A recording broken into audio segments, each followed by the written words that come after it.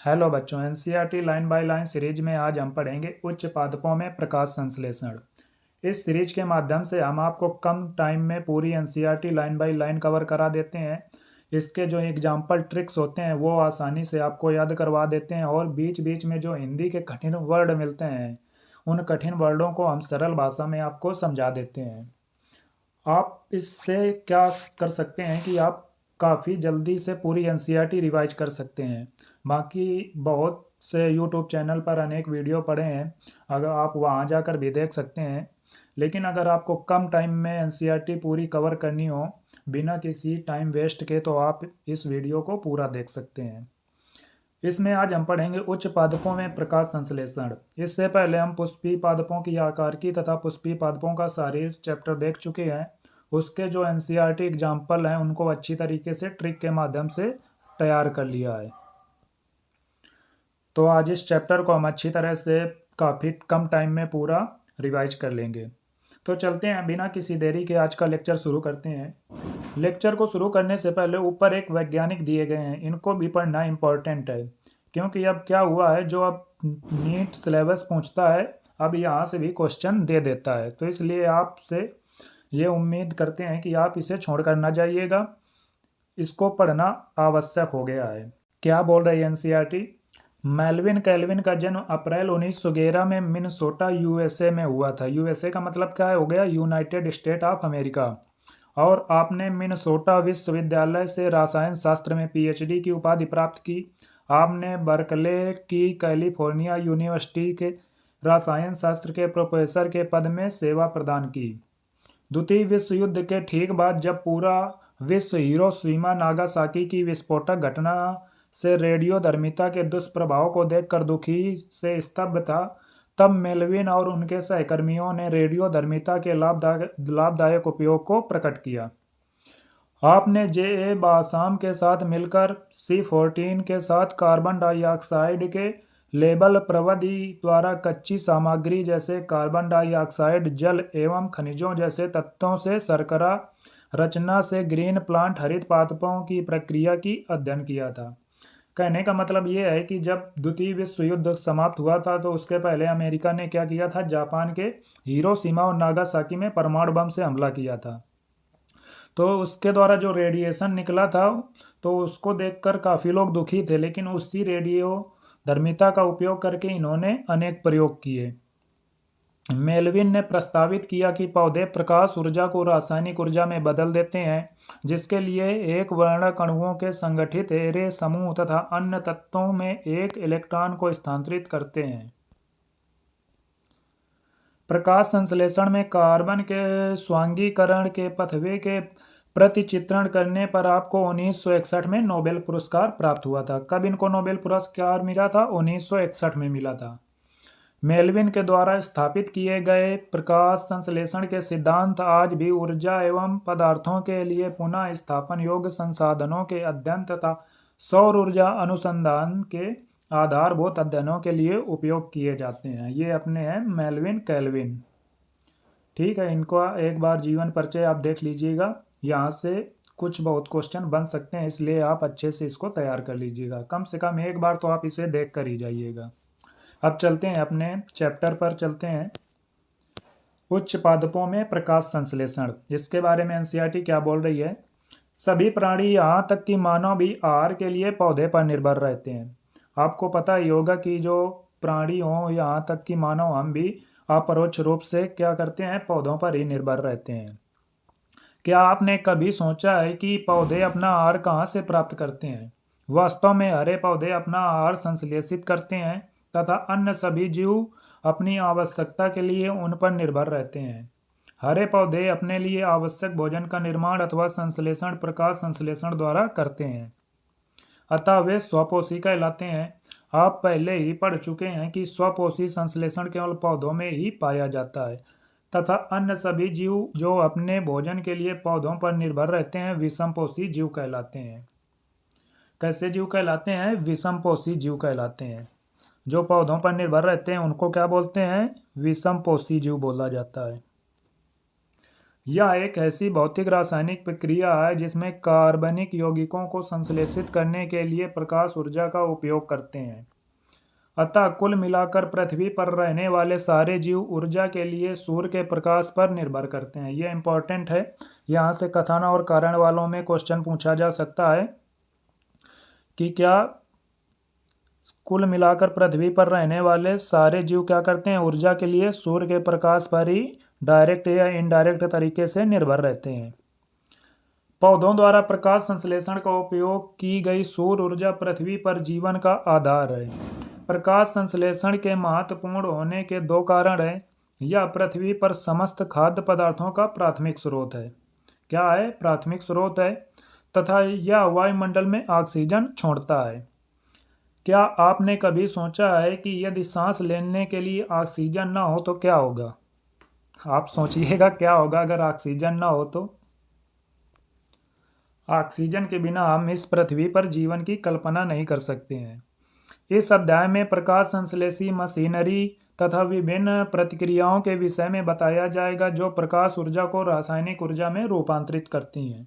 हम क्या जानते हैं? आइए पहले ये पता करें कि हम प्रकाश संश्लेषण के विषय में क्या जानते हैं। सबसे पहले यही पता होना चाहिए कि हम प्रकाश संश्लेषण के विषय में क्या क्या जानते हैं। पिछली कक्षाओं में आपने कुछ सरल प्रयोग किए हैं। पिछली कक्षाओं का मतलब क्या बोल रही है एनसीईआरटी? आपको बता दें, एनसीईआरटी अपनी किताबों को लिंक करके चलती है, चाहे वो 6, 7, 8 चाहे जो जिस कक्षा की हो। पिछली कक्षाओं का मतलब क्या हो गया? 9 या 10 में आपने कुछ सरल प्रयोग किए होंगे जिनसे पता लगा होगा कि क्लोरोफिल पत्तियों का जो हरा वर्णक होता है, प्रकाश तथा कार्बन डाइऑक्साइड CO2 प्रकाश संश्लेषण के लिए आवश्यक है। आपने शायद सबलित, जिसे क्या बोलते हैं इंग्लिश में वेरीगेट पत्ती, अथवा उस पत्ती में जिसे आंशिक रूप से काले कागज में ढक दिया जाता हो और प्रकाश में रखा जाता हो, जिसमें स्टार्च मंड बनाने का प्रयोग हो किया होगा। इसमें क्या होता है? स्टार्च के लिए इन पत्तियों में परीक्षण से यह प्रकट होता है कि प्रकाश संश्लेषण क्रिया सूर्य के प्रकाश के केवल हरे भाग ही संपन्न करते हैं। अब यहाँ से क्वेश्चन कैसे बनेगा?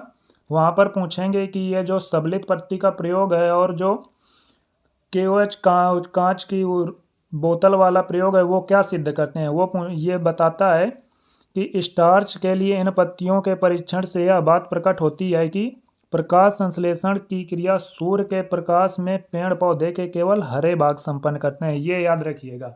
इन दोनों प्रयोगों का सार बिंदु क्या है? सार बिंदु ये है कि पेड़ में जो पेड़ के केवल हरे भाग होते हैं वहीं पर प्रकाश संश्लेषण की क्रिया होती है।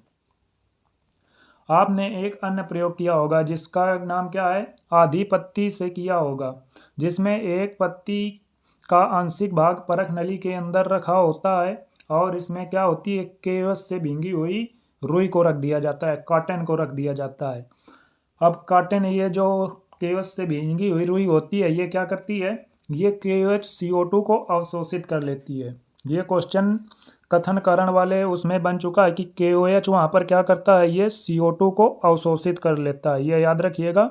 ये क्वेश्चन कथन कारण वालों में बन चुका है कि KOH का क्या काम होता है? ये CO2 का अवशोषण कर लेता है, जबकि शेष भाग को प्रकाश में रहने दिया जाता है। इसके बाद अब उपकरण को कुछ समय के लिए धूप में रख दिया जाता है। कुछ समय बाद आप स्टार्च के लिए पत्ती का परीक्षण करते हैं। इस पत्ती में आपको पता लगता है कि पत्ती का जो भाग परख नली में था उसने स्टार्च की पुष्टि नहीं होती है। क्यों नहीं होती है? क्योंकि उसमें जो CO2 था वो अवशोषित कर लिया था उसने। उसके बाद क्या होता है? और जो भाग प्रकाश में था उसमें स्टार्च की पुष्टि होती है। इस प्रयोग से यह सिद्ध होता है कि प्रकाश संश्लेषण के लिए कार्बन डाइऑक्साइड की आवश्यकता होती है। ये KOH का प्रयोग क्या सिद्ध करता है कि जो प्रकाश संश्लेषण के लिए किसकी आवश्यकता होती है? कार्बन डाइऑक्साइड की आवश्यकता होती है। ये पूछता है कि कौन सा प्रयोग क्या सिद्ध कर रहा है। दूसरा प्रयोग क्या सिद्ध करता है कि इसके लिए कार्बन डाइऑक्साइड की आवश्यकता होती है। पहला क्या सिद्ध कर रहा था कि प्रकाश संश्लेषण केवल पौधों के हरे भागों में ही संपन्न होता है। क्या आप इसका वर्णन कर सकते हैं कि ऐसा निष्कर्ष किस प्रकार निकाला जा सकता है?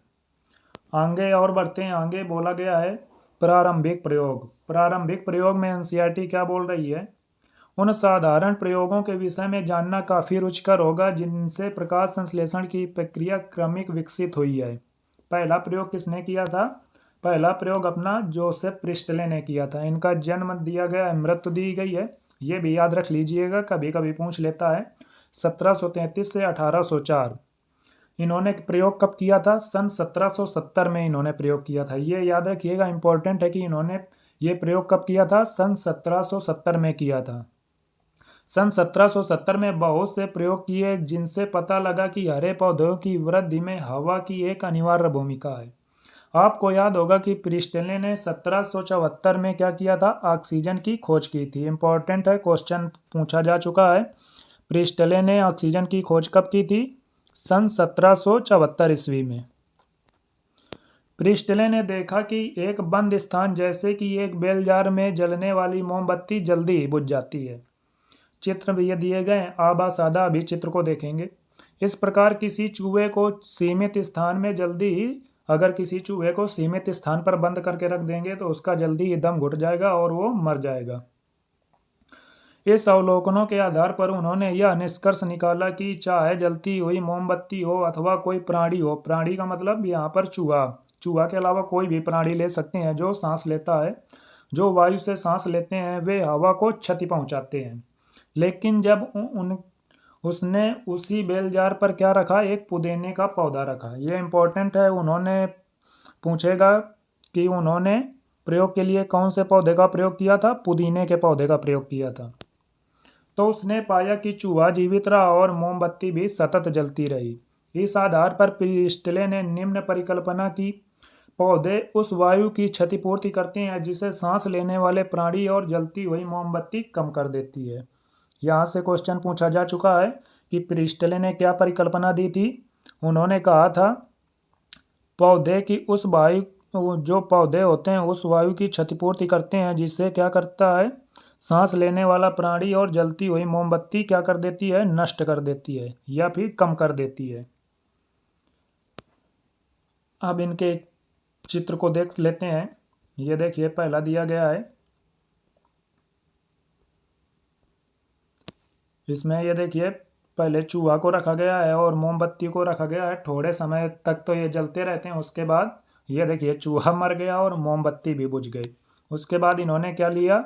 उन्होंने इसके बाद लिया ये पुदीना का पौधा रख दिया इसके अंदर, तो चूहा भी जीवित रहा और मोमबत्ती भी जीवित रही। अब आप ये मत पूछने लगना कि सर एक उसमें बेल जार में उन्होंने चूहे और मोमबत्ती को एक साथ कैसे रखा। अब ये आपका डाउट है, क्योंकि यहाँ पर कुछ तेजस्वी बच्चे हैं, उनको और कुछ डाउट आए ना आए, ये डाउट जरूर आएगा कि सर उन्होंने एक उसमें चूहे को कैसे रखा, चूहा इधर उधर भाग रहा था कि नहीं, कैसे रह सकता है। तो आप ये डाउट आप अपने पास रखिएगा, अगर इसको जवाब पता हो तो हमको भी कमेंट करके बता दीजिएगा। आगे बढ़ते हैं, आगे क्या बोल रही है एनसीईआरटी। क्या आप कल्पना कर सकते हैं कि प्रिस्टले ने प्रयोग करने के लिए एक मोमबत्ती एवं पौधे का उपयोग कैसे किया होगा? देख लो, एनसीईआरटी ने भी यही क्वेश्चन पूछ लिया है। याद रखें कि उसे मोमबत्ती को कुछ दिनों बाद पुनः जलाने की आवश्यकता होगी ताकि यह पता कर सके कि कुछ दिनों बाद वह जलेगी अथवा नहीं। सेटअप को बिना बाधित किए आप मोमबत्ती को जलाने के लिए कितनी विधियों के बारे में सोच सकते हैं, ये आप पता कीजिएगा। उसके बाद सेम सेटअप का उपयोग किसने किया था? जॉन इंजनहाउस ने। इन्होंने सेम प्रिस्टले के प्रयोग सेटअप को उठाया और प्रयोग किया। क्या प्रयोग किया? जॉन इंजनहाउस ने। इनका जन्म और मृत्यु कब है? 1730 से 1799 ईस्वी तक। इन्होंने प्रिस्टले द्वारा निर्मित जैसे सेटअप का उपयोग किया जिसमें उसने उसे एक बार अंधेरे में रखा और फिर एक बार सूर्य की रोशनी में रखा। जब उसने ऐसा किया तो उसने क्या देखा? इससे यह पता लगा कि पौधे की इस प्रक्रिया के लिए सूर्य के प्रकाश की अनिवार्य भूमिका है। यह जलती हुई मोमबत्ती या सांस लेने वाले प्राणियों द्वारा खराब हुई वायु को शुद्ध बनाता है। इंजनहाउस ने अपने इस परिष्कृत प्रयोग में एक जलीय पौधे के साथ भी किया था। उन्होंने यह प्रयोग किसके द्वारा पास किया था? एक जलीय पौधा लिया, उसके साथ भी यह दिखाया कि तेज धूप में पौधे के हरे भाग के आसपास छोटे बुलबुले बन गए थे, जबकि अंधेरे में रखने पर पौधे के आसपास बुलबुले नहीं बने थे। बाद में उसने इन बुलबुलों की पहचान ऑक्सीजन के रूप में की थी। अब यहाँ से क्वेश्चन बनेगा कि जो बुलबुले बने थे वो किस किस गैस के बुलबुले थे, तो वो ऑक्सीजन के बुलबुले थे, याद रखिएगा। किसके बुलबुले थे? ऑक्सीजन के बुलबुले थे।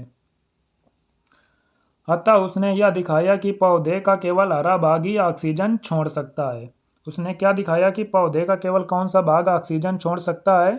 यह किसने दिया था या फिर किसने बताया था? जॉन इंजनहाउस ने बताया था। यहाँ से भी क्वेश्चन पूछा जा चुका है। आगे बढ़ते हैं। आगे क्या बोल रही है एनसीईआरटी? 1854 से पहले तक इसकी जानकारी नहीं थी, किंतु जूलियन वॉन सैच ने यह प्रमाण दिया कि जब पौधा वृद्धि करता है तब ग्लूकोज बनती है और ग्लूकोज प्रायः स्टार्च के रूप में संचित रहती है। ये किसने बताया कि जब पौधा वृद्धि करता है तो ग्लूकोज बनती है और ग्लूकोज किसके रूप में संचित रहती है? स्टार्च के रूप में। ये जूलियन वॉन सैच ने बताया था, याद रखिएगा। यहाँ से क्वेश्चन अक्सर बन जाते हैं। आपको पता होगा कि पौधे भोजन को किस रूप में संचित रखते हैं? स्टार्च के रूप में संचित रखते हैं। आपको कमेंट करके बताना है कि ह्यूमन बॉडी में जो होता है, प्राणियों में भोजन किस रूप में संचित रहता है, ये आपको कमेंट करके बताना है। आप इसको कैसे याद रख सकते हैं कि शर्करा को किसने बताया था कि शर्करा बनती है? तो जूलियन वॉन सैच, सैच से याद रखिएगा शर्करा। तो इसको आप आसानी से याद कर सकते हैं। कैसे याद रखेंगे? सैच है, अंतिम में सैच आ रहा है, सैच से क्या होगा? शर्करा हो जाएगा। और किस रूप में संचित रहती है? स्टार्च रूप में संचित रहती है।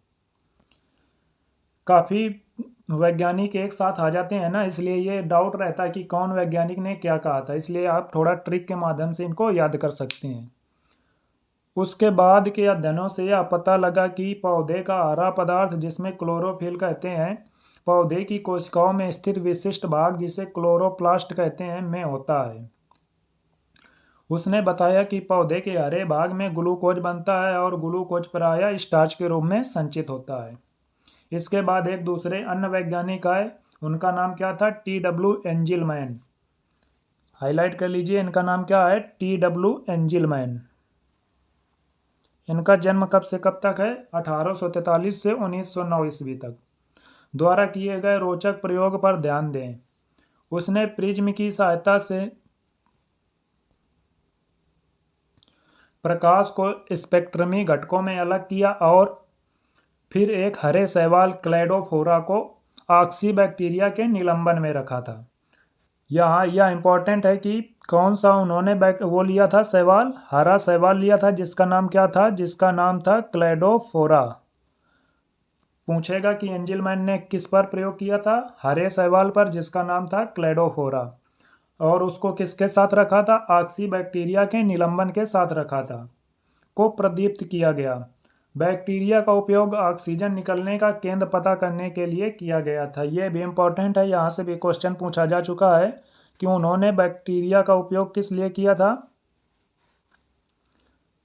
बैक्टीरिया का उपयोग उन्होंने ऑक्सीजन का केंद्र पता करने के लिए किया था।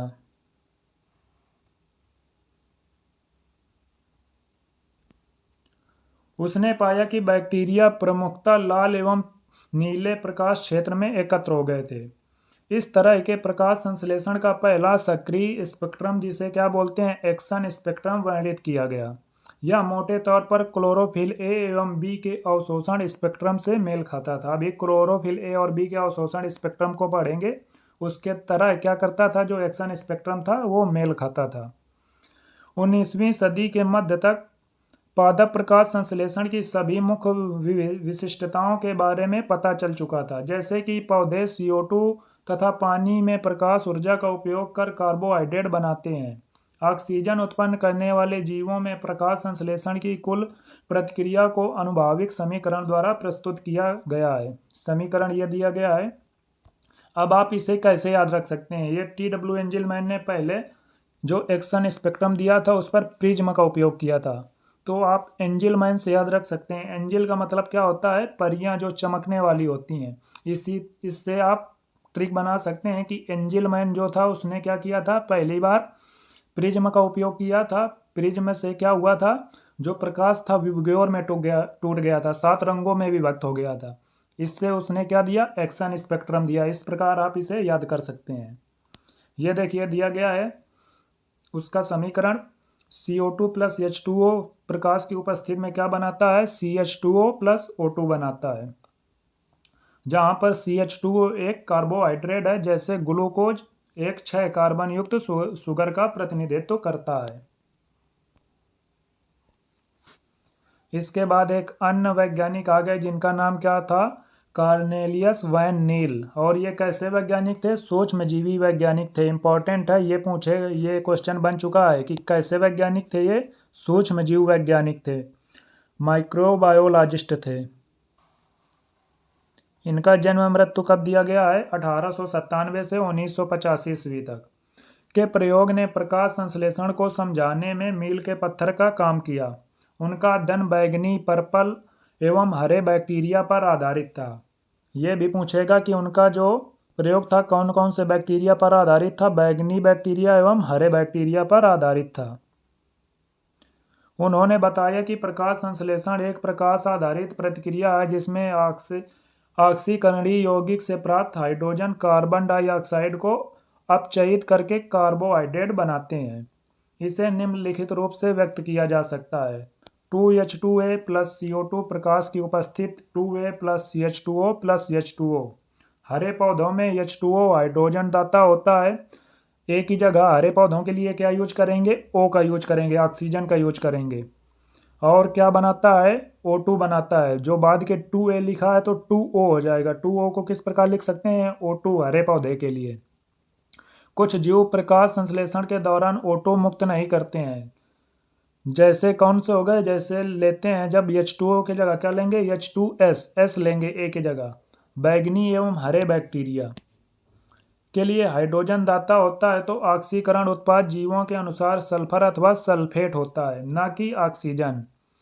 इससे उन्होंने निष्कर्ष निकाला कि हरे पौधे द्वारा निकाली गई ऑक्सीजन H2O से आती है, ना कि कार्बन डाइऑक्साइड से। ये इंपॉर्टेंट है, सबसे इंपॉर्टेंट यही है। और यहाँ से क्वेश्चन भी पूछा जा चुका है कि जो हरे पौधे द्वारा निकाली गई ऑक्सीजन होती है वो किससे आती है, वो आती है H2O से। पहले के वैज्ञानिक क्या सोच रहे थे कि जो ऑक्सीजन आती है वो CO2 से आती है, लेकिन ऐसा नहीं होता है। वो ऑक्सीजन किससे आती है, H2O से आती है, जल से आती है, ये याद रखिएगा।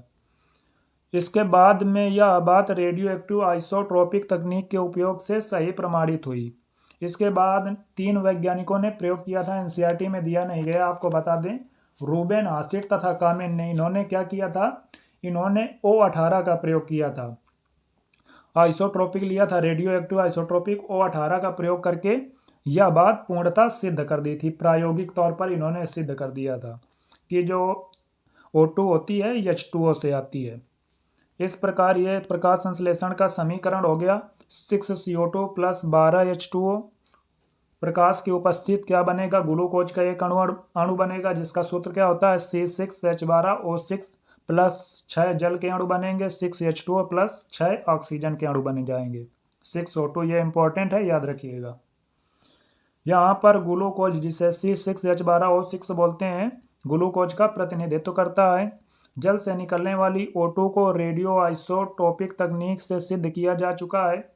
यह एक एकल क्रिया नहीं है। यह इंपॉर्टेंट है कि जो प्रकाश संश्लेषण होती है, एक ऐसी क्रिया नहीं है, एकल क्रिया नहीं है।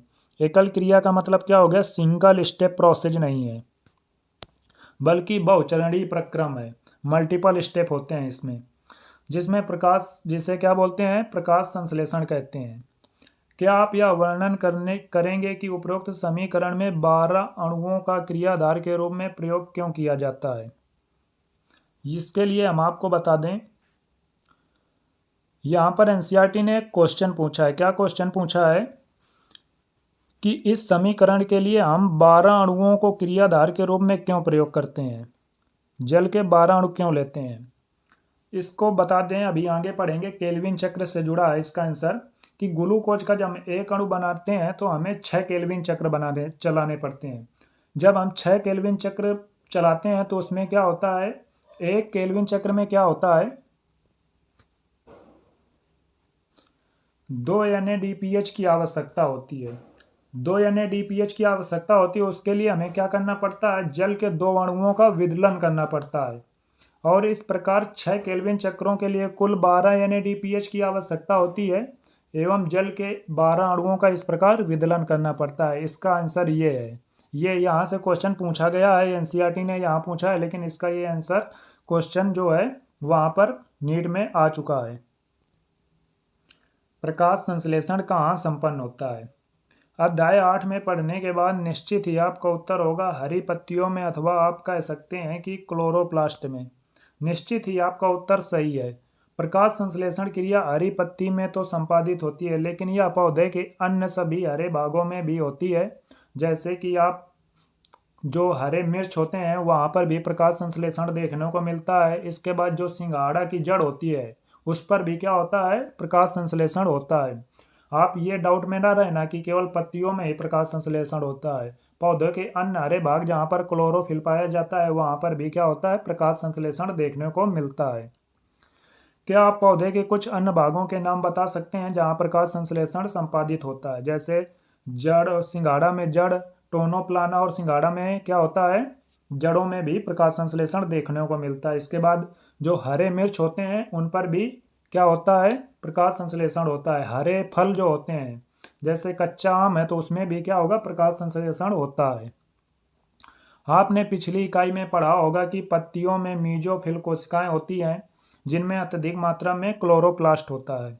सामान्यतः क्लोरोप्लास्ट मीजोफिल कोशिकाओं की भित्ति के साथ पंक्तिबद्ध होता है, जिससे कि वे इष्टतम मात्रा में आपतित प्रकाश की मात्रा प्राप्त कर सकें। आपके विचार में हरित लवक कब अपने सपाट पतल भित्ति में समांतर स्थिति पर होता है, या फिर कह सकते हैं वे आपतित सूर्य के प्रकाश में कब लंबवत स्थिति में होता है? ये 2 क्वेश्चन पूछा है NCERT ने। इसको भी हम बता देते हैं इसके बारे में क्या होता है। जब उच्च तीव्रता का प्रकाश आता है तब हरित लवक क्या होता है? आने वाले प्रकाश के समांतर हो जाता है। मतलब क्या कहने का, जो पार्श्व भित्ति होती है उसके क्या हो जाता है? समांतर हो जाता है।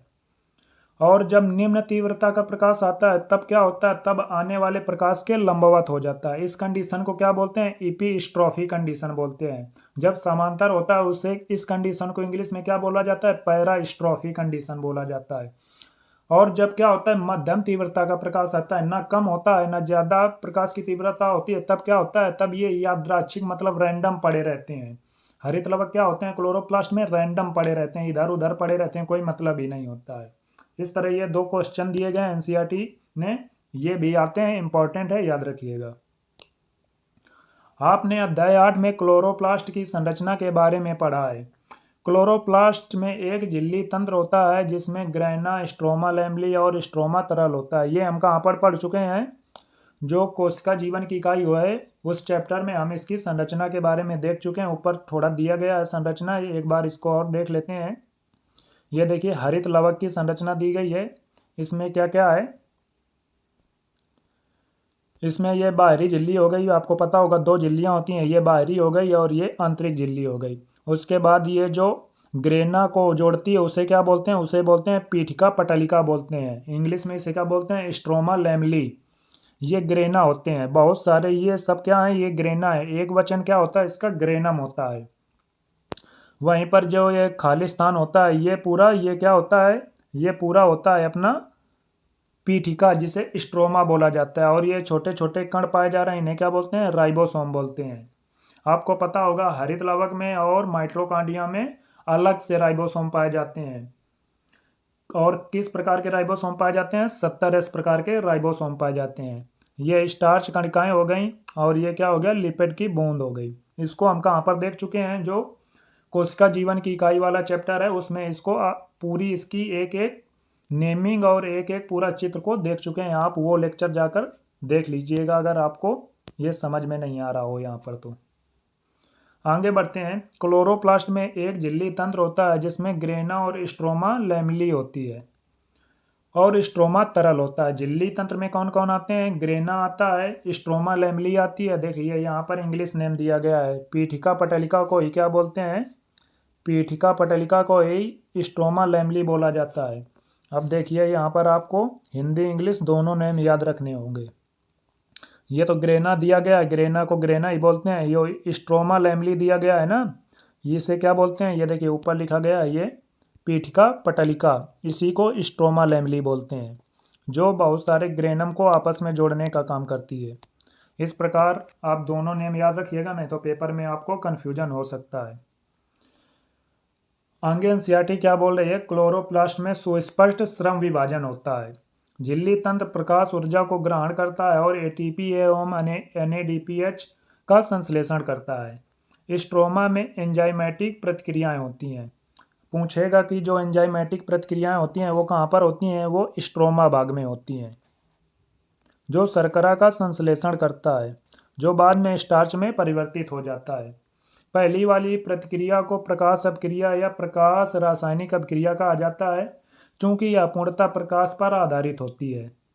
वहीं पर दूसरी प्रतिक्रिया प्रकाश अभिक्रिया के उत्पाद पर निर्भर होती है, अर्थात एटीपी और एनएडीपीएच पर, जो सैद्धांतिक रूप से अंधेरे में संपन्न होती है, अतः इसे क्या बोलते हैं, अप्रकाश अभिक्रिया। आप ये ध्यान रखिएगा, अप्रकाश अभिक्रिया का मतलब ये नहीं है कि ये अंधेरे में होती है, इसका ये मतलब कभी नहीं है कि अंधेरे में होती है। इसका मतलब ये है कि जो प्रकाश अभिक्रिया के उत्पाद हैं उन उत्पादों पर निर्भर होती है, इसलिए इसे क्या बोलते हैं, अप्रकाश अभिक्रिया बोलते हैं। इसका दूसरा नाम क्या है, कार्बन अभिक्रिया। इनके नाम याद रखिएगा, क्योंकि कभी कभी अप्रकाश अभिक्रिया की जगह क्या दे देगा, कार्बन अभिक्रिया दे देगा। इसका एक और नाम होता है, क्या होता है, इसको बोलते हैं जैव संश्लेषण रिएक्शन भी, इसी को बोलते हैं, अप्रकाश अभिक्रिया को जैव संश्लेषण रिएक्शन भी बोला जाता है, और इसे एक और नाम से जाना जाता है, ब्लैक मैन रिएक्शन के नाम से भी जाना जाता है। ये नाम इनके याद रखिएगा। वहीं पर जो प्रकाशीय अभिक्रिया के भी तीन नाम होते हैं, प्रकाशीय अभिक्रिया, प्रकाश रसायन संश्लेषण अभिक्रिया या प्रवस्था बोल सकते हैं, और हिल अभिक्रिया भी इसे बोला जाता है। इसलिए इनके नाम याद रखिएगा सब, क्योंकि कभी कभी इनके दूसरे नाम दे देता है, बोल देगा जैव संश्लेषण रिएक्शन, तो आपको पता ही नहीं है, तो आप कैसे आंसर कर पाएंगे। आगे बढ़ते हैं। आगे एनसीईआरटी ने क्या बोला है, प्रकाश संश्लेषण में कितने प्रकार के वर्णक भाग लेते हैं। जब आप किसी पौधे को देख रहे होते हैं तो क्या कभी आश्चर्य हुआ है कि उसी पौधे में पत्तियों के हरे रंग में सूक्ष्म अंतर क्यों होता है। हम इस प्रश्न का उत्तर देने के लिए किसी भी हरे पादप में पर्णवर्णकों के पेपर क्रोमेटोग्राफी, जिसे क्या बोलते हैं हिंदी में कागज वर्ण लेखनी, द्वारा अलग कर सकते हैं। ये इंपॉर्टेंट है, हाईलाइट कर लीजिए कि पर्णवर्णकों को किसके आधार पर अलग किया जा सकता है। पादपों के पर्णवर्णकों को पेपर क्रोमेटोग्राफी द्वारा अलग कर सकते हैं। क्रोमेटोग्राफी से पता चलता है कि पत्तियों में स्थित वर्णक के कारण जो हरापन दिखाई देता है वह किसी एक वर्णक के कारण नहीं होता, बल्कि चार वर्णकों के कारण होता है। कौन कौन से चार वर्णक होते हैं, क्लोरोफिल ए, क्रोमेटोग्राफी में इनका रंग कैसा होता है, चमकीला अथवा नीला हरा। मोस्ट इंपॉर्टेंट है, यहाँ से एक क्वेश्चन हर साल पूछा जाता है। ये पिछले साल भी एक क्वेश्चन यहाँ से बना था, या मैचिंग में पूछ लेगा या फिर डायरेक्ट क्वेश्चन ही पूछ लेगा। इसलिए ये इनके जो क्रोमेटोग्राफी में रंग होते हैं उनको इम्पॉर्टेंट है, याद रखिएगा। यहाँ से क्वेश्चन पूछता ही है, कहीं ना कहीं से जरूर पूछ लेगा। क्लोरोफिल कैसा होता है, क्रोमेटोग्राफी में उसका रंग चमकीला अथवा नीला हरा। आप इसे कैसे याद कर सकते हैं, क्लोरोफिल ए किस में पाया जाता है, ब्लू ग्रीन एल्गी में पाया जाता है। तो आप इससे याद कर सकते हैं कि इस कैसा होता है, चमकीला होता है, और कैसा होता है, ब्लू ग्रीन होता है। आपको कभी भी नहीं भूलेगा, क्लोरोफिल ए किस में पाया जाता है, ब्लू ग्रीन एल्गी में, तो इस कारण से इसका रंग कैसा होता है, ब्लू ग्रीन होता है। ठीक है, याद हो गया पहला। दूसरा है क्या, क्लोरोफिल। क्लोरोफिल बी कैसा होता है, पीला हरा। इसे याद रख लीजिएगा, क्लोरोफिल बी पीला हरा। उसके बाद जैंथोफिल, इसको कैसे याद रखेंगे, जैंथोफिल को जैंथोफिल ना पढ़ो, जैंथोपिल पढ़ो। पिल से क्या हो जाएगा, पीला, कभी भी नहीं भूलेगा आपको। जैंथोफिल को आज के बाद क्या पढ़ोगे, जैंथोपिल पढ़ोगे, पिल फिल नहीं, पिल पढ़ोगे। पिल से क्या हो जाएगा, पीला। क्रोमेटोग्राफी में इसका रंग कैसा होता है, पीला होता है। वहीं पर कैरोटिनॉइड होता है। कैरोटिनॉइड में क्या आता है, नॉइड, ना आता है ना, तो ना से हो जाएगा नारंगी पीला, पीले से नारंगी पीला होता है। आपको ये कभी नहीं भूलेंगे, एक बात इस ट्रिक से याद रख लेंगे तो आपको कभी भी नहीं भूलेगा। पहला क्या होगा, क्लोरोफिल कैसा होता है, किस में पाया जाता है, आप याद करेंगे ब्लू ग्रीन एल्गी में पाया जाता है, तो कैसा हो गया, ब्लू ग्रीन हो गया, काम खत्म, चमकीला ब्लू ग्रीन। क्लोरोफिल भी पीला हरा। जैंथोफिल को क्या पढ़ोगे, जैंथोपिल पढ़ेंगे तो पीला हो जाएगा। और कैरोटिनॉइड, कैरोटीनॉइड में ना आता है तो ना से हो जाएगा नारंगी, मतलब पीले से नारंगी, पीले से पीले की तरह ही होता है। ये इनके नाम याद रखिएगा। अब देखें कि प्रकाश संश्लेषण में विभिन्न वर्णकों की क्या भूमिका है। वर्णक वे पदार्थ हैं जिनमें प्रकाश की विशिष्ट तरंगदैर्घ्यों को आवेशित करने की क्षमता होती है। क्या आप अनुमान लगा सकते हैं कि विश्व में कौन सा पादप वर्णक सर्वाधिक है? आइए अब क्लोरोफिल ए वर्णक को ग्राफ के विभिन्न तरंगदैर्घ्यता के प्रकाश अवशोषण का अध्ययन करेंगे। चित्र दिया गया है, चित्र भी देखते हैं। आप स्पष्टता प्रकाश के दृश्य स्पेक्ट्रम की तरंगदैर्घ्यता एवं विबग्योर से परिचित होंगे। जब किसी प्रकाश को, श्वेत प्रकाश जो होता है, उसको किसी प्रिज्म से गुजारा जाता है तो आपको पता ही होगा कि वो विबग्योर में टूट जाता है। ना पता हो तो आप यहाँ लिख लीजिए कि वो विबग्योर में टूट जाता है। Violet, indigo, blue, green, yellow, orange और रेड में टूट जाता है। चित्र 11.3 को देख करके आप बता सकते हैं कि किस तरंगदैर्घ्य पर क्लोरोफिल ए अधिकतम अवशोषण करेगा। क्या या किसी अन्य तरंगदैर्घ्य पर कोई अन्य अवशोषण चोटी दिखाता है, या हाँ तो वो कौन है? 11.3 का चित्र देखते हैं। 11.3 का ये चित्र है। इसमें आपको क्या दिख रहा है? इसमें जो ब्लू वाली लाइन है ये किसको प्रेजेंट कर रही है? ये प्रेजेंट कर रही है क्लोरोफिल ए को। यहाँ पर ये सबसे ज़्यादा ऊपर कौन कौन सी जगह पर है? ये है 2 जगह पर। पहला हो गया ब्लू लाइन, यहाँ पर क्या आ जाएगा? ब्लू आएगा। विबग्योर लिखोगे यहाँ से, विबग्योर जब लिखते हुए जाओगे तो यहाँ पर क्या आएगा? यहाँ पर बी आएगा। बी से क्या हो जाएगा? ब्लू। और यहाँ पर क्या अंतिम में आएगा? विबग्योर, रेड आएगा। तो रेड से क्या हो जाएगा? लाल। तो ये सबसे ज़्यादा प्रकाश संश्लेषण कहाँ पर करता है? रेड लाइट पर और ब्लू लाइट पर। यहीं पर इसकी 2 शिखर चोटियाँ देखने को मिलती हैं। पहली ये हो गई और दूसरी ये हो गई। ये एनसीईआरटी ने बोला है, आगे पढ़ते हैं। अब आप चित्र 11.3 को देखें, जिसमें उन तरंग दैर्घ्यों को दिखाया गया है जहां पर पादप में अधिकतम प्रकाश संश्लेषण होता है। क्या आप देखकर बता सकते हैं कि तरंग दैर्घ्य क्लोरोफिल ए अर्थात नीला तथा लाल क्षेत्र में अवशोषित करता है, उस क्षेत्र में प्रकाश संश्लेषण की दर भी अधिकतम है। अतः हम कह सकते हैं कि क्लोरोफिल ए प्रकाश संश्लेषण के लिए एक प्रमुख वर्णक है। इसमें एनसीईआरटी ने क्या बोला है कि जहाँ जहाँ पर क्लोरोफिल ए अधिकतम अवशोषण प्रकाश संश्लेषण कर रहा था, वहीं पर क्या होता है? प्रकाश का जो अवशोषण होता है, प्रकाश संश्लेषण की दर है जो, वो भी अधिकतम होती है। तो इससे क्या बोल रहे हैं एनसीईआरटी? इससे यह सिद्ध हो जाता है कि जो क्लोरोफिल ए है वो एक प्रमुख वर्णक के रूप में कार्य करता है। ये बोल रही है एनसीईआरटी। आगे बढ़ते हैं। आगे क्या बोला है? आगे एनसीईआरटी ने बोला है कि चित्र 11.3 को देखें। क्या आप कह सकते हैं कि क्लोरोफिल ए के अवशोषण स्पेक्ट्रम तथा प्रकाश संश्लेषण के क्रियात्मक स्पेक्ट्रम के बीच पूर्णतः परस्पर व्यापन है? आप ये अंतिम चित्र देखिए, ग्राफ देखिए। इसमें आप देखकर ये बता सकते हैं कि जो ये नीचे वाला कौन सा हो गया? नीचे वाला हो गया अपना क्लोरोफिल ए का। इसके बाद प्रकाश संश्लेषण की ये दर हो गई, ऊपर वाली प्रकाश संश्लेषण की दर हो गई, और नीचे वाला का हो गया अवशोषण का। तो एनसीईआरटी ने ये क्वेश्चन किया है कि ये दोनों ग्राफ क्या आपस में परस्पर अतिव्यापन करते हैं? तो आपको बता दें कि ये परस्पर अतिव्यापन नहीं करते हैं। आप देख सकते हैं कि जिन क्षेत्रों में, इन क्षेत्रों को देखिए, इन क्षेत्रों में क्या है? प्रकाश संश्लेषण, प्रकाश अवशोषण बहुत कम हुआ है।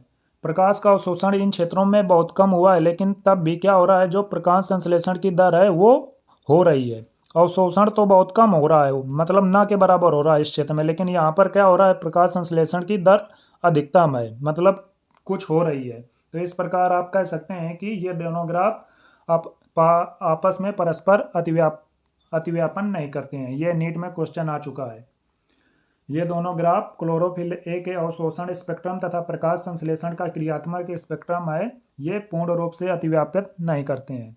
रफली अतिव्यापन करते हैं, लेकिन पूर्ण रूप से आ जाए क्वेश्चन में, पूर्ण रूप से अतिव्यापन नहीं करते हैं, ये याद रखिएगा। ये जो क्वेश्चन एनसीईआरटी ने पूछे थे इनको हमने ग्राफ के माध्यम से देख लिया। आगे बढ़ते हैं। आगे क्या बोल रही है एनसीईआरटी? ये ग्राफ एक साथ यह बता रहे हैं कि अधिकतम प्रकाश संश्लेषण स्पेक्ट्रम के नीले एवं लाल क्षेत्र में संपन्न होते हैं, और कुछ प्रकाश संश्लेषण स्पेक्ट्रम की अन्य तरंग दैर्घ्यों पर भी संपन्न होते हैं। आइए देखें कि यह कैसे होता है। यद्यपि क्लोरोफिल ए प्रकाश को अवशोषित करने में मुख्य वर्णक है, ये इंपॉर्टेंट है कि मुख्य वर्णक कौन है, क्लोरोफिल ए है। इसे हाईलाइट कर लीजिए। क्लोरोफिल ए प्रकाश के अवशोषण करने का मुख्य वर्णक है। फिर भी अन्य थैलेकॉइड में वर्णक जैसे क्लोरोफिल बी, जेंथोफिल तथा कैरोटीन जिन्हें सहायक वर्णक कहते हैं, वो प्रकाश को अवशोषित करते हैं तथा अवशोषित ऊर्जा को क्लोरोफिल ए में स्थानांतरित कर देते हैं। ये इंपॉर्टेंट है, हाईलाइट कर लीजिए कि ये क्या करते हैं, अन्य जो वर्णक होते हैं वो क्या करते हैं, वो प्रकाश का अवशोषण तो करते हैं लेकिन क्या करते हैं, अवशोषित हुई ऊर्जा को क्या करते हैं, क्लोरोफिल ए में स्थानांतरित कर देते हैं। वास्तव में ये वर्णक न केवल प्रकाश संश्लेषण को प्रेरित करने वाली उपयोगी तरंगदैर्घ्य के क्षेत्र को बढ़ाते हैं, बल्कि और क्या करते हैं, क्लोरोफिल ए को फोटो ऑक्सीडेशन से भी बचाते हैं। इसे भी हाईलाइट कर लीजिए। पूछेगा कि जो क्लोरोफिल ए के अलावा जो अन्य अणु होते हैं, अन्य वर्णक होते हैं, वो क्या करते हैं, क्लोरोफिल ए को फोटो ऑक्सीडेशन होने से भी बचा लेते हैं। प्रकाश अपक्रिया क्या है? प्रकाश अपक्रिया अथवा प्रकाश रसायन चरण में प्रकाश अवशोषण, जल विघटन, ऑक्सीजन निष्कर्षण तथा उच्च ऊर्जा रसायन माध्यमों जैसे एटीपी तथा एनएडीपी का निर्माण शामिल है। इसमें क्या क्या होता है प्रकाश अभिक्रिया में? पहला तो प्रकाश का अवशोषण होगा, जल का विघटन होगा, ऑक्सीजन का निष्कर्षण होगा, उसके बाद क्या होगा, उच्च ऊर्जा रासायन माध्यमिकों जैसे एटीपी और एनएडीपीएच का निर्माण होगा। ये सब किस में होता है, प्रकाश अपक्रिया में होता है। इस प्रक्रिया में अनेक प्रोटीन कॉम्प्लेक्स सम्मिलित होते हैं। यहाँ वर्णक 2 सुस्पष्ट रसायन लाइट हार्वेस्टिंग कॉम्प्लेक्स, इसे हम क्या बोलेंगे, LHC, लाइट, L से लाइट, H से हार्वेस्टिंग, C से कॉम्प्लेक्स, जिन्हें क्या बोलते हैं, photo system first, PS first बोलेंगे फोटो सिस्टम फर्स्ट को, और PS सेकंड बोलेंगे इंग्लिश में इसे। ये गठित होते हैं, इन्हें खोज के क्रम के आधार पर ये नाम दिया गया है। इंपॉर्टेंट है, ये भी नीट में क्वेश्चन आ चुका है कि जो फोटो सिस्टम फर्स्ट और सेकंड दिया गया है, इनको किस आधार पर नाम दिया गया है, इनके खोजने के आधार पर नाम दिया गया है, ना कि इनके प्रयोग होने के आधार पर नाम दिया गया है। किसके आधार पर दिया गया है ये नाम, इनकी खोज के आधार पर नाम दिया गया है। ये क्वेश्चन पूछा जा चुका है। प्रकाश अपक्रिया के दौरान उनके काम करने के अनुक्रम में ये नाम नहीं दिया गया है, बल्कि खोज के आधार पर दिया गया है। LHC प्रोटीन से आबद्ध हजारों वर्णक अणुओं से बने होते हैं।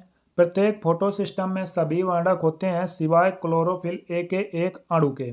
जो क्लोरोफिल ए का एक अणु होता है, उसके अलावा जितने भी अणु होते हैं वो क्या करते हैं, सभी वर्णक के रूप में प्रेजेंट होते हैं, लेकिन क्लोरोफिल का एक अणु वर्णक नहीं होता है तथा LHC का निर्माण करते हैं, जिन्हें क्या बोलते हैं, जिन्हें एंटीनी बोलते हैं। ये वर्णक विभिन्न तरंगदैर्घ्यों के प्रकाश को अवशोषित कर प्रकाश संश्लेषण को अधिक दक्ष बनाते हैं। क्लोरोफिल ए का एक अकेला अणु अभिक्रिया केंद्र बनाता है। क्लोरोफिल का केवल एक अकेला अणु क्या करता है, अभिक्रिया केंद्र का निर्माण करता है। ओनली एक अणु, याद रखिएगा, क्लोरोफिल का केवल एक अणु बनाता है अभिक्रिया केंद्र। दोनों फोटो सिस्टम में प्रतिक्रिया केंद्र पृथक होते हैं। PS फर्स्ट में अभिक्रिया केंद्र क्लोरोफिल ए का अवशोषण शीर्ष कितने पर होता है, 700 नैनोमीटर पर होता है। इसे क्या बोलते हैं, इस कारण से इसे क्या बोलते हैं, P700 बोलते हैं। PS फर्स्ट में अभिक्रिया केंद्र कितना होता है, P700 होता है, और PS सेकंड में अभिक्रिया शीर्ष कितना होता है, 680 नैनोमीटर में होता है। इसे क्या बोलते हैं, P680 बोलते हैं। इसके बाद पढ़ते हैं इलेक्ट्रॉन परिवहन। ये चित्र दिया गया है, चित्र देख लेते हैं। यह देखिए चित्र में क्या दिया गया है, ये वर्णकों के अणु हैं, ये अभिक्रिया केंद्र हो गया। केवल एक अणु जो होता है वो क्या होता है, अभिक्रिया केंद्र का निर्माण करता है। उसके बाद जब इस पर फोटॉन पड़ेगा तो ये क्या, यहाँ से इलेक्ट्रॉन क्या होगा, प्राथमिक ग्राही की ओर जाएगा। आगे बढ़ते हैं, आगे NCERT ने क्या बोला है। इलेक्ट्रॉन परिवहन, फोटो सिस्टम सेकंड से अभिक्रिया केंद्र में मौजूद क्लोरोफिल ए 680 नैनोमीटर वाले लाल प्रकाश को अवशोषित करता है। जिससे इलेक्ट्रॉन उत्तेजित होकर परमाणु नाभिक से दूर चला जाता है। इसे इलेक्ट्रॉन को एक इलेक्ट्रॉन ग्राही ले लेता है और इसे इलेक्ट्रॉन ट्रांसपोर्ट सिस्टम, जिसमें साइटोक्रोम होते हैं, में पहुंचा दिया जाता है। इलेक्ट्रॉन की यह गति अधोगामी है, नीचे से ऊपर जाती है, तो उस गति को क्या बोलते हैं? अधोगामी। इंग्लिश में क्या बोलते हैं? अप हिल इसे बोला जाता है। अधोगामी को क्या बोला जाता है? अप हिल बोला जाता है। अधोगामी को इंग्लिश में क्या बोला जाता है? Down hill. अप हिल नहीं बोलते, इसे क्या बोलते हैं? डाउन हिल बोला जाता है। जो अपचयोपचय विभव, अपचयोपचय का मतलब क्या होता है? रिडॉक्स पोटेंशियल स्केल के रूप में है। जब इलेक्ट्रॉन परिवहन श्रृंखला में इलेक्ट्रॉन गुजरते हैं तब उनका उपयोग नहीं होता है, बल्कि उन्हें फोटो सिस्टम पीएस फर्स्ट के वर्णकों को दे दिया जाता है। इसके साथ ही साथ पीएस फर्स्ट का अभिक्रिया केंद्र इलेक्ट्रॉन भी लाल प्रकाश की 700 नैनोमीटर तरंगदैर्घ्य को अवशोषित कर उत्तेजित होता है, और या अन्य ग्राही अणुओं में जिनका रेडॉक्स विभव अधिक हो स्थानांतरित होता है। ये इलेक्ट्रॉन्स पुनः अधोगामी डाउनहिल मतलब गति करते हैं, परंतु इस बार वे ऊर्जा से प्रचुर NADP अणु की ओर जाते हैं। ये इलेक्ट्रॉन NADP प्लस को अपचयित कर NADPH प्लस बनाते हैं। इलेक्ट्रॉन के स्थानांतरण की यह सारी योजना PS सेकंड से शुरू होकर शिखरों परिग्राही को क्या बोलते हैं? अपहिल बोला जाता है। इसे अपहिल बोलते हैं की ओर इलेक्ट्रॉन परिवहन श्रृंखला से होते हुए PS फर्स्ट तक इलेक्ट्रॉन को उत्तेजना अन्य ग्राही में स्थानांतरण, और अंत में क्या करता है? अंत में अधोगामी होकर NADP प्लस को अपचयित करके क्या बनाता है? NADPH प्लस बनाता है। यह सारी योजना जेड के आकार की होती है, इसलिए इसे क्या बोलते हैं? जेड स्कीम बोला जाता है। यह आकृति तब बनती है जब सभी वाहक क्रमानुसार एक अपचयोपचय विभव माप पर हों। ये इंपॉर्टेंट है, पूछेगा कि ये जेड स्कीम कब बनती है?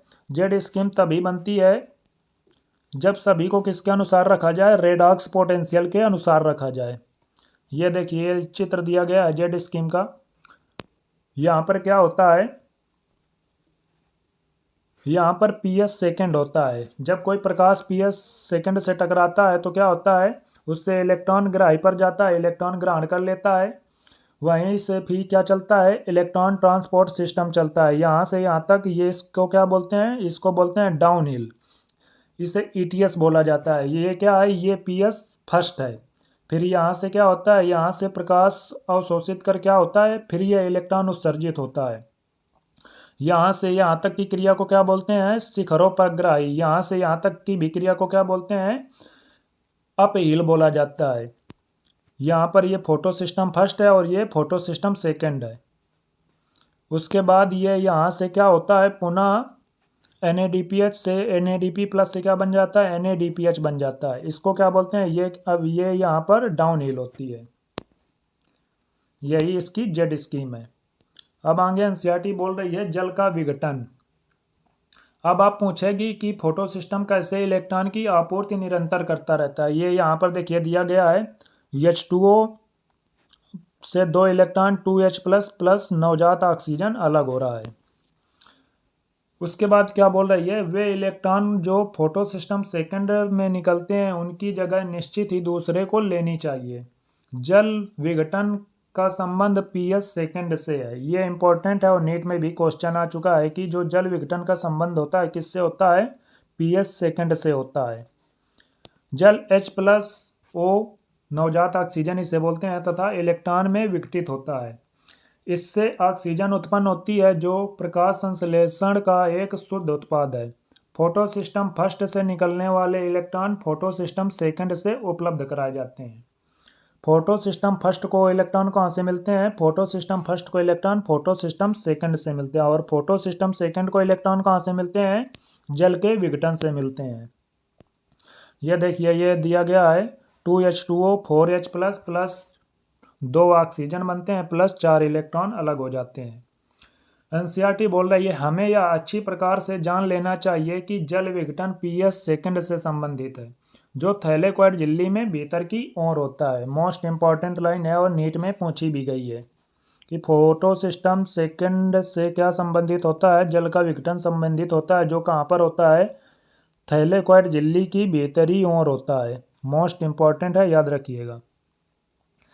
तब इस दौरान बनने वाले प्रोटॉन एवं O2 कहाँ मुक्त होती है? अवकाशिका में अथवा झिल्लिका की बाहर की ओर। तो आपको बता दें, जो कि प्रोटॉन होते हैं वो अवकाशिका में मुक्त होते हैं और O2 बाहर झिल्लिका की ओर मुक्त हो जाती है। इसके बाद पढ़ते हैं चक्रीय एवं अचक्रीय फोटोफॉस्फोरिलेशन। जीवों में ऑक्सीकरणीय पदार्थों से ऊर्जा निकालने अथवा उसे बंद ऊर्जा के रूप में संचय करने की क्षमता होती है। विशेष पदार्थ जैसे एटीपी इस ऊर्जा को अपने रसायन बंध में संजोए रखते हैं। कोशिका द्वारा माइटोकॉन्ड्रिया तथा क्लोरोप्लास्ट में एटीपी के संश्लेषण की प्रक्रिया को फोटोफॉस्फोरिलेशन कहते हैं। फोटोफॉस्फोरिलेशन वह प्रक्रिया है जिसमें प्रकाश की उपस्थिति में एडीपी तथा अकार्बनिक फॉस्फेट, जिसे इनऑर्गेनिक फॉस्फेट बोलते हैं, से एटीपी का संश्लेषण होता है। जब दो फोटो सिस्टेमेटिक क्रमिक कार्य करते हैं जिसमें पीएस सेकेंड पहले और पीएस फर्स्ट जो होता है दूसरे क्रम में कार्य करते हैं, तो इस प्रक्रिया को अचक्रीय फोटोफॉस्फोरिलेशन कहते हैं। ये दोनों फोटो सिस्टम एक इलेक्ट्रॉन परिवहन श्रृंखला से जुड़े होते हैं, जैसा कि पहले जेड स्कीम में पढ़ चुके हैं। एटीपी तथा NADPH+H+ दोनों ही इस प्रकार के इलेक्ट्रॉन प्रवाह द्वारा संश्लेषित होते हैं। चित्र 11.5 में देख चुके हैं। जब केवल पीएस फर्स्ट क्रियाशील होता है तब इलेक्ट्रॉन फोटो सिस्टम में ही घूमता रहता है। इसे क्या बोलते हैं? और फास्फोरिलेशन इलेक्ट्रॉन चक्रीय प्रवाह के कारण होता है। जब केवल फोटो सिस्टम फर्स्ट काम करता है तो उसे क्या बोलते हैं? चक्रीय फोटोफॉस्फोरिलेशन बोलते हैं। उसमें क्या होता है कि जो इलेक्ट्रॉन होता है वो उसी में घूमता रहता है, दूसरी जगह नहीं होता। लेकिन जबकि अचक्रीय में क्या होता है? अभिक्रिया केंद्र से निकला हुआ इलेक्ट्रॉन कहाँ पर पहुंच जाता है? NADP+ के पास पहुंच जाता है। यह प्रवाह संभवतः स्ट्रोमा लैमेली में होता है। ग्रेना की झिल्ली अथवा लैमेला में पीएस फर्स्ट एवं पीएस सेकंड दोनों ही होते हैं। ये मोस्ट इंपॉर्टेंट है, हाईलाइट कीजिए। एनसीईआरटी क्या बोल रही है कि जो ग्रेना की झिल्ली और लैमेला होती है, स्ट्रोमा लैमेली होता है, उसमें क्या होता है? पीएस फर्स्ट एवं पीएस सेकंड दोनों ही होते हैं। लेकिन जो स्ट्रोमा लैमेली होती है उसमें क्या होता है? पीएस सेकंड एवं NADP रिडक्टेज एंजाइम नहीं होता है। ये देखिए, यहाँ पर थोड़ा करेक्शन कीजिएगा। यहाँ पर क्या है? यहाँ पर अथवा लैमेला नहीं है, यहाँ पर क्या होगा? थैलेकॉइड होगा। ग्रेना की झिल्ली अथवा थैलेकॉइड में क्या होता है? पीएस फर्स्ट एवं पीएस सेकंड दोनों ही होते हैं। लेकिन जबकि जो स्ट्रोमा लैमेली होती है, जिसे पीठिका पटलिका बोलते हैं, वहाँ पर क्या होता है? पीएस सेकंड एवं NADP रिडक्टेज एंजाइम नहीं पाया जाता। इसको सही कर लीजिएगा, अपने एनसीईआरटी में ये रॉन्ग लिखा हुआ है। आगे एनसीईआरटी क्या बोल रही है? उत्तेजित इलेक्ट्रॉन NADP+ में परिता नहीं होता है, बल्कि वापस पीएस फर्स्ट कॉम्प्लेक्स में इलेक्ट्रॉन प्रवाह श्रृंखला द्वारा चक्रित होता रहता है। अतः चक्रीय प्रवाह में केवल ATP का संश्लेषण होता है, न कि NADP+H+ का संश्लेषण होता है। चक्रीय फोटोफॉस्फोरिलेशन तभी होता है जब उत्तेजना के लिए प्रकाश का तरंग दैर्घ्य कितना हो? 680 नैनोमीटर से अधिक होगा, तभी काम करेगा। तभी क्यों काम करेगा? क्योंकि आपको पता है, पीछे पढ़ चुके हैं कि जो फोटो सिस्टम फर्स्ट होता है उसका कितने पर काम करता है? वो 700 नैनोमीटर पर काम करता है, P700 बोलते हैं। इसलिए अगर उससे कम प्रकाश दिया जाएगा तो वो काम नहीं करेगा। अब आपको थोड़ा शॉर्ट फॉर्म में पढ़ा देते हैं। इन लाइनों में एनसीईआरटी ने क्या बोला है कि जो अचक्रीय फोटोफॉस्फोरिलेशन होता है उसमें क्या होता है? फोटो सिस्टम सेकेंड और फर्स्ट दोनों काम करते हैं। लेकिन जो चक्रीय फॉस्फोरिलेशन होता है उसमें क्या होता है? केवल पीएस फर्स्ट काम करता है। और जो अचक्रीय फोटोफॉस्फोरिलेशन कहाँ पर होता है? ग्रेना की थैलेकॉइड में। और चक्रीय कहाँ पर होता है? स्ट्रोमा लैमेली में होता है। और फर्स्ट ग्राही क्या होता है इलेक्ट्रॉन का? अचक्रीय में होता है थियोफाइटिन, उसमें होता है फेरेडॉक्सिन या FRS फेरेडॉक्सिन ही होता है। इसमें होता है थियोफाइटिन और उसमें होता है फेरेडॉक्सिन। उसके बाद अंतिम इलेक्ट्रॉन ग्राही कौन होता है? अंतिम ग्राही होता है NADP+, किसमें? अचक्रीय में। और उसमें कौन होता है? उसमें स्वयं अभिक्रिया का केंद्र होता है पीएस फर्स्ट, क्योंकि चक्रीय में क्या होता है? वो इलेक्ट्रॉन घूमता रहता है, इसलिए वो कहीं जाता ही नहीं है। मोस्ट इंपॉर्टेंट ये है कि पूछेगा कि अचक्रीय में क्या क्या होता है? अचक्रीय में जल का विखंडन होता है, क्यों विखंडन होता है? क्योंकि उसमें पीएच सेकंड प्रेजेंट होता है। पीएच सेकंड के कारण ही जल का विखंडन होता है। O2 भी मुक्त होती है, क्योंकि जल का विखंडन होगा तभी O2 मुक्त होगी और ATP का भी निर्माण होता है। NADPH2 भी बनते हैं। वहीं पर क्या होता है, पीएच जो चक्रीय फास्फोरिलेशन होता है उसमें पीएच सेकंड एब्सेंट होता है। जब पीएच सेकंड एब्सेंट होगा तो उसमें क्या होता है, जल का विखंडन नहीं होगा। जब जल का विखंडन नहीं होगा तो ऑक्सीजन भी मुक्त नहीं होगी और NADPH2 भी नहीं बनेगा, लेकिन ATP बनता है। याद रखिएगा, ATP दोनों में बनता है, चाहे चक्रीय हो चाहे अचक्रीय हो, ATP का निर्माण दोनों में होता है। ये इसका सार है। इस प्रकार आप इसे याद रख सकते हैं। अब आगे एनसीईआरटी किसके बारे में बोल रही है? रसोपरासरणी परिकल्पना, जिसे इंग्लिश में क्या बोलते हैं? कीमोऑस्मोटिक हाइपोथेसिस। इसके बारे में एनसीईआरटी क्या बोल रही है? आइए अब हम यह समझने का प्रयत्न करें कि क्लोरोप्लास्ट में एटीपी कैसे संश्लेषित होती है। इस प्रक्रम का वर्णन रसोपरासरणी परिकल्पना द्वारा कर सकते हैं। श्वसन की बात ही प्रकाश संश्लेषण में भी एटीपी का संश्लेषण एक झिल्लिका के आर पार प्रोटॉन प्रवणता के कारण होता है। यहाँ पर यह झिल्लिकाएं थैलेकॉइड की होती हैं। यहाँ पर एक अंतर यह है कि प्रोटॉन झिल्लिका के अंदर की ओर अर्थात अवकाशिका, जिसे क्या बोलते हैं? ल्यूमोन बोला जाता है, में संचित होते हैं। श्वसन में प्रोटॉन माइटोकॉन्ड्रिया की अंतरा झिल्ली अवकाशिका में संचित होती है जब इलेक्ट्रॉन ईटीएस से गुजरते हैं। इस परिकल्पना के लिए आपको बता दें 4 चीजें आवश्यकता होती है। क्या क्या? पहला तो झिल्ली की आवश्यकता होती है। झिल्ली काय की हो गई? थैलेकॉइड की झिल्ली हो गई। उसके बाद दूसरी आवश्यकता होती है प्रोटॉन पंप की आवश्यकता होती है। तीसरी किसकी आवश्यकता होती है? प्रोटॉन प्रवणता चाहिए, तभी हो गई ये रसोपरासरणी संकल्पना, नहीं तो नहीं होगी। और उसके बाद लास्ट में क्या चाहिए? एटीपी सिंथेज एंजाइम चाहिए। एटीपी सिंथेज एंजाइम कौन होता है? CF0 तथा CF1 काम करता है एटीपी सिंथेज एंजाइम के रूप में। आगे एनसीईआरटी ने बोला है, आप मुख्य तौर पर याद रखिए कि इसके लिए 4 चीजों की आवश्यकता होती है। पहला झिल्ली, प्रोटॉन पंप, प्रोटॉन प्रवणता और एटीपी सिंथेज एंजाइम। आगे बढ़ते हैं। आगे एनसीईआरटी ने क्या बोला है, आइए यह समझें कि किन कारणों से प्रोटॉन प्रवणता झिल्लिका के आर पार होती है।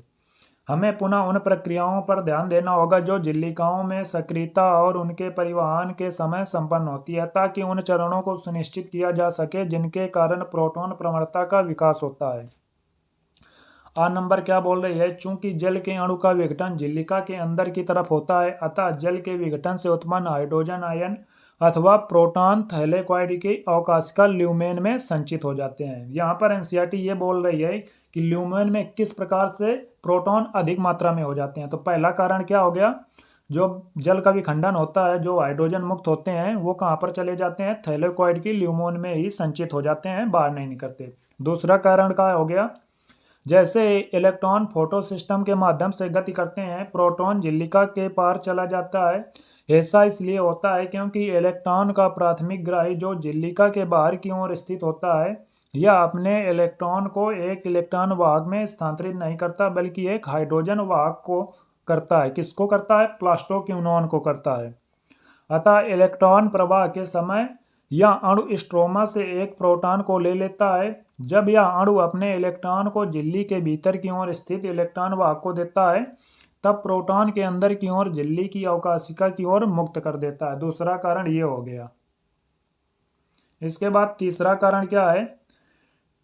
NADP रिडक्टेज एंजाइम जो झिल्ली की स्ट्रोमा की ओर होता है। मोस्ट इंपॉर्टेंट है, पूछेगा कि NADP रिडक्टेज एंजाइम कहाँ पर पाया जाता है?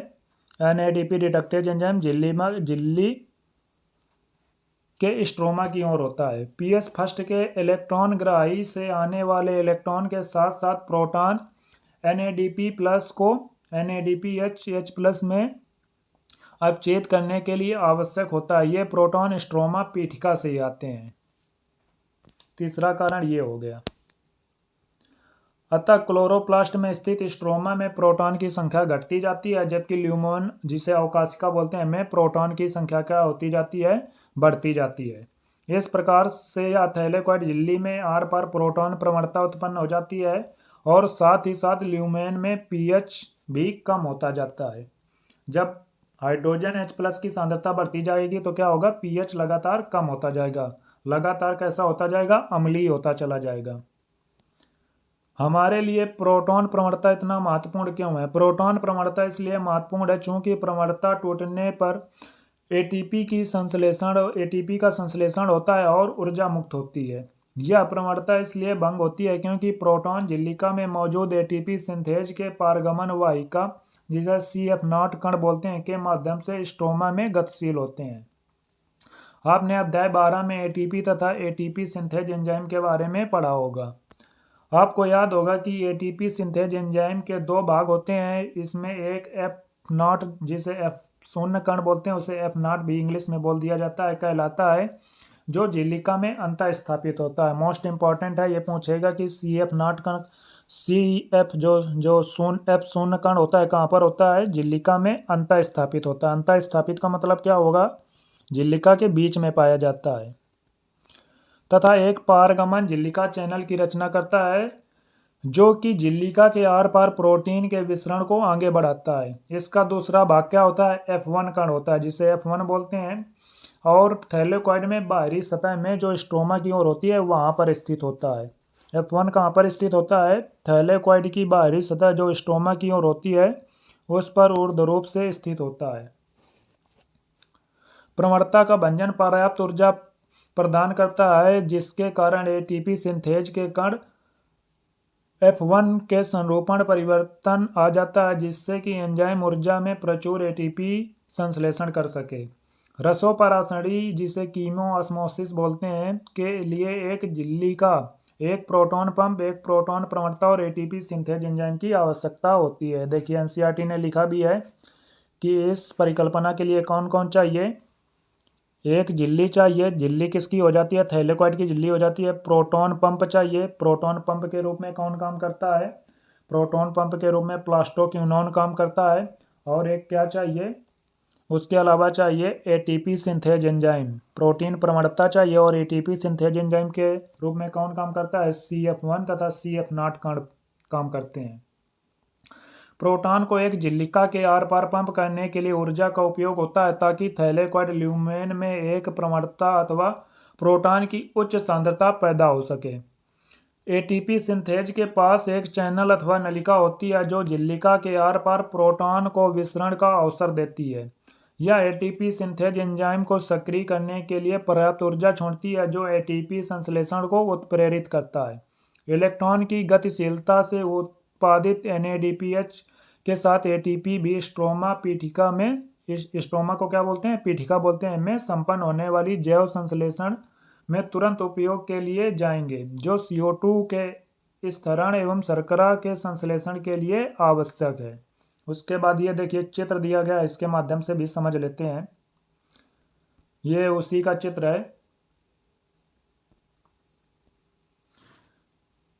इसमें ये देखिए जो ये दिया गया है, ये पिंक कलर से, ये क्या है? थैलेकॉइड की झिल्ली है, और ये अंदर इसका क्या है? ये पूरा क्या है? ये ल्यूमेन है, थैलेकॉइड का ल्यूमेन है, और बाहर ये क्या है? बाहर ये स्ट्रोमा है।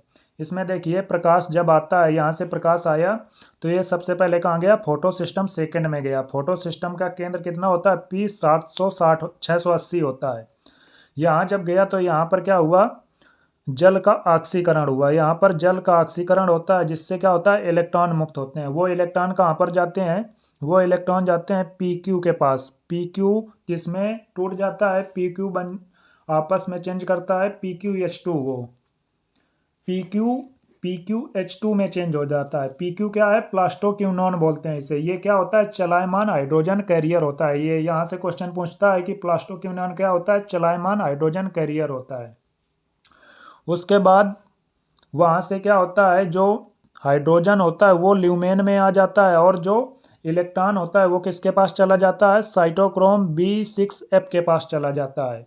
उसके बाद वहाँ से कहाँ पर चला जाता है? प्लास्टोसाइनिन के पास चला जाता है। अब पूछेगा कि प्लास्टोसाइनिन कहाँ पर प्रेजेंट होता है? थैलेकॉइड झिल्ली में अंदर की ओर। देखिए अंदर की ओर है, ये थैलेकॉइड की झिल्ली है, इसमें अंदर की ओर पाया जा रहा है प्लास्टोसाइनिन। तो ये पूछेगा कि थैलेकॉइड की झिल्ली के अंदर की ओर प्लास्टोसाइनिन पाया जाता है।